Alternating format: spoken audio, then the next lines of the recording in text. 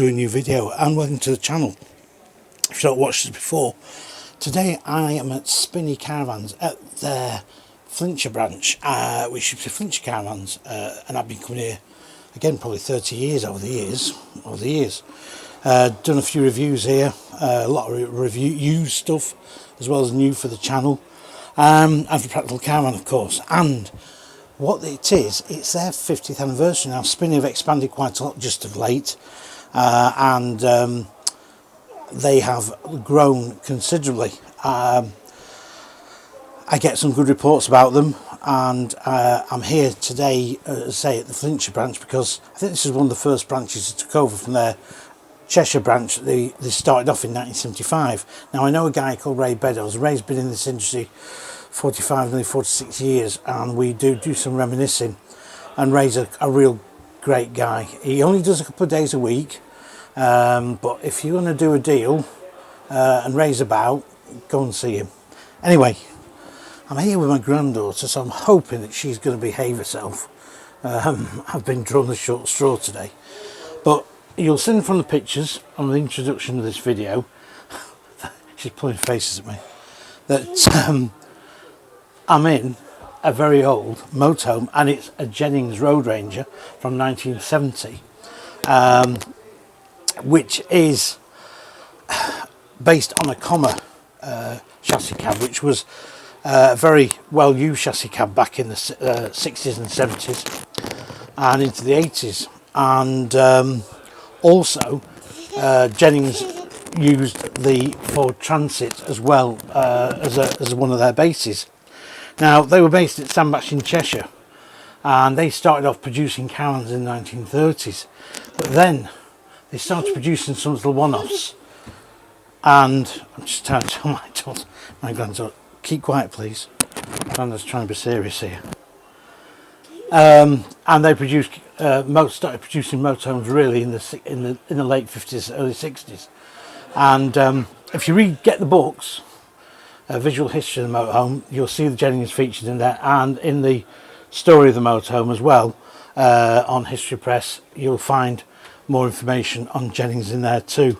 Now, this was found in a barn apparently, or an old building of some description, by Charlie Holland, one of the owners of Spinny, and he's been having it redone up on the outside. Now inside it's all original, and I'm going to take you around and show you around this best I can. Now the lighting inside isn't like today's standards, and the battery's just gone, so we are in quite subdued lighting. Now I'm going to feature this in Practical Motorhome. I don't know what issue it'll be in yet. It'll be in a issue probably sometime this year.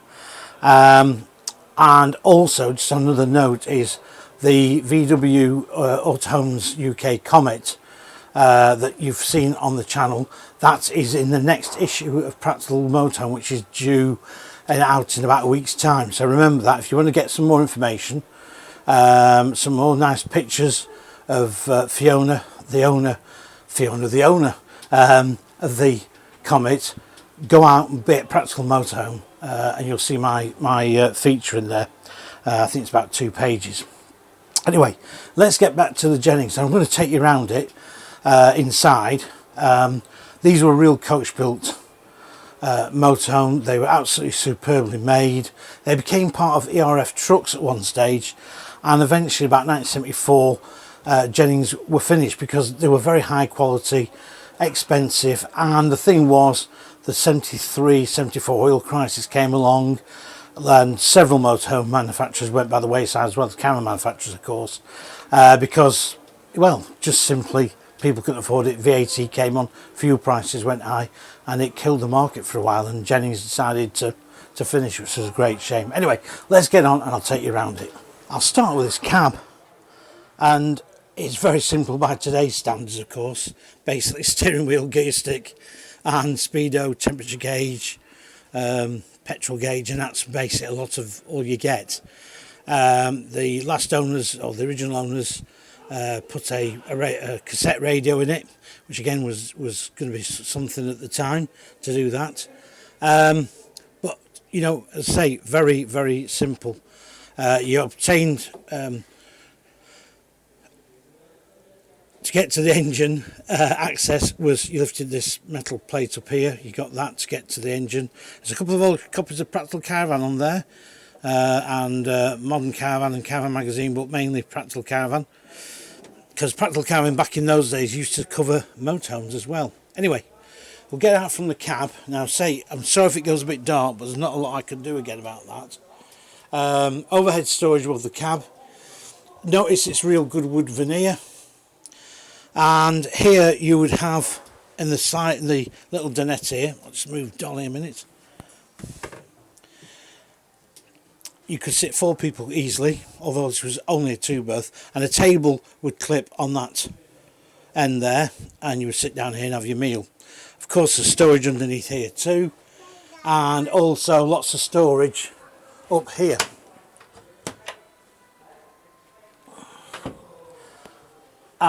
The lights was these 12-volt ceiling lights, which aren't very bright at all, even with the battery charge, not brilliant, but you did get a gas light in here. Apparently, I think that will still work, apparently. You had, what was very favourable in those days, was louvred windows. So you could open up for your ventilation, so it was chucking it down in rain in the summer. You'd have to worry. All proper glass as well. So this would make up into a double bed, using obviously a basic same as a caravan would do, the table, and that's how it, and your cushions would come down, of course, and that would make up to your bed. Now, when they got this motorhome, this Jennings, one of the things that came with it was this TV. Now, this is a Sony TV, and Sony were one of the pioneers in portable tellies, and basically what they did, they used to advertise that these, you could take them anywhere, and you could be fishing and and you could watch telly. That's if you could get a picture, and in those days you generally couldn't. But the interesting thing about this one is it's a Triniton, and it's coloured, so it was one of the very early colour TVs, and to have one of those would have been, I think they were around about £300 odd back in the 70s.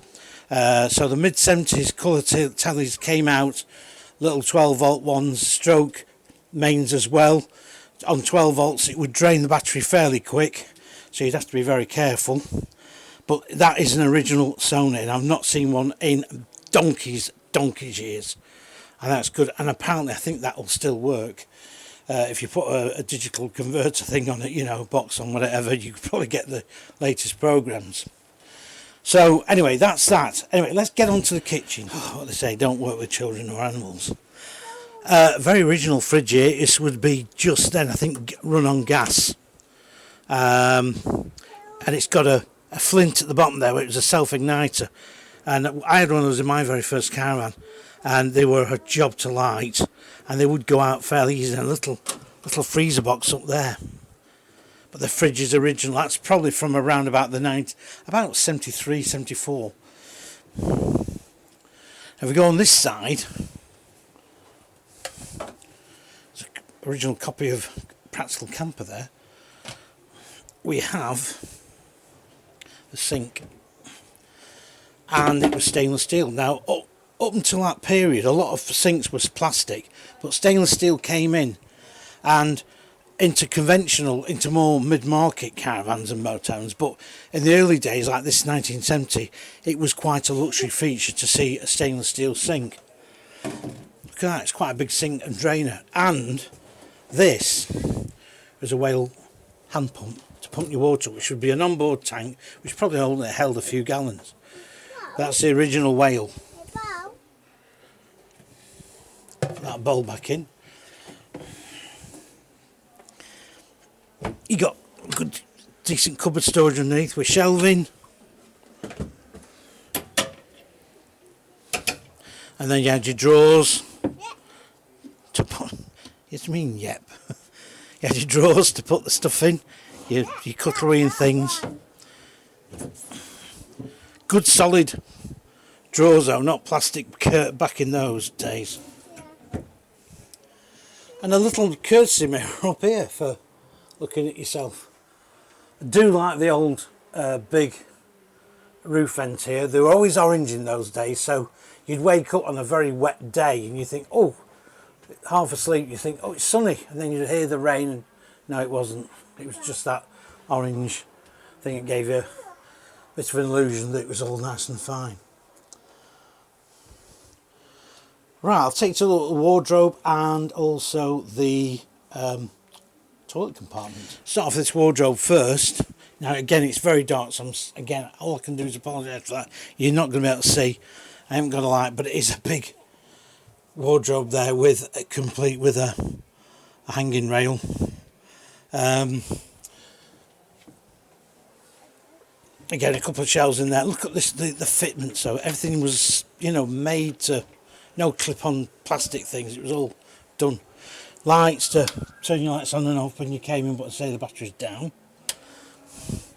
And I'll go around here. Oh, you can be careful here because you could fall out the motorhome actually. But here, we don't want to look in there, was a toilet compartment. Now on some of the models you could have this actually also as a shower as well. A little roof vent there in the top and a little 12-volt light there. But very, very basic, even for a luxury motorhome.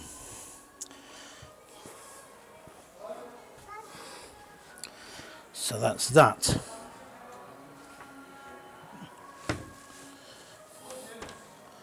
So, what do we think? Yeah. I think it's looking really, really good. I really like it. Yeah. I'm just glad that Spinny rescued it, to be quite honest, because it could have ended up going and being scrapped. Right, I think there were smaller people definitely in 1973, in the 70s, because these seats are small. Now it goes like that in the caravans as well. My granddaughter thinks it's highly amusing. I'm trying to do a summary on this. Excuse me. Will you keep quiet, please? Did I ask you? Didn't I? Shh. Otherwise the man will come and tell you off. Yeah, so keep quiet. So, a lovely piece of motorhome history. Very, very original inside. And I say, the exterior has been resprayed, as you can see from the exterior photographs. And I'm going to try and give you a bit more history as to how it came to Spinny as well. So I've got to get in contact with them. So I might do a little trailer at the end of this, add it on when I'm at home. But it really is proper. I mean, back in the day, this would have been a really nice motorhome to own. What happened to Jennings? Well, Jennings unfortunately finished around about 1974. Due to rising costs, basically inflation at that time, the oil crisis, and it just finished, you know, lack of demand, because the motorhome market had been quite sort of buoyant up until then, you know, from the late 60s up to the early 70s, and some of the manufacturers went by the wayside, unfortunately, and Jennings was one of them. And now the thing is, you do still come odd ones. I've seen a few car shows on it. One was on a Transit, a Road Ranger. It was a bit later. That was a 73. But they did a few different layouts. But as I say, and they did some very big models as well, based on wagons. But they were lovely coach-built units, well finished, and it's a real joy. And I've just thanked everybody here at Spinny for being very patient with me, and Ray for sorting me out. And putting up my little granddaughter who had to come along with me today. She's befriended quite a few caravans here today. Some people actually sort of taken her around the showroom, and also she found that the Bailey camper van actually had the horn rigged up, so she babbed that a few times, so we yanked her out of there quick. But anyway, I hope you've just enjoyed this video. I'm sorry it's not quite as I normally would do. You know, but, and hopefully maybe again I might come back and have a revisit of this. If I do, I'll do it on my own, and I'll do it when it's a lot quieter. But in the meantime, please keep watching, please keep giving us your comments, and again, if you want to know more about the Jennings and motorhomes in general, the visual history of the motorhome, my Pen and Sword books, my latest book out, and also the motorhome story, history press, all available on Amazon, Waterstones, and directly actually from the publishers themselves. Preferably from the publishers themselves, because that means, say, my royalties don't get dented quite so much. Not that there's very much royalties there to begin with. So thanks for watching, and from Spinney at Flintshire, formerly Flintshire Caravans years ago, I'll wave you goodbye. You can say goodbye. Yeah. Say goodbye to the camera. Say goodbye. Bye, Tyler. Say bye bye everybody. Bye, There you go. There you go. Don't worry, she's not going to be a regular feature. Not a chance. Right, I'll see you on the next one. Thanks for watching.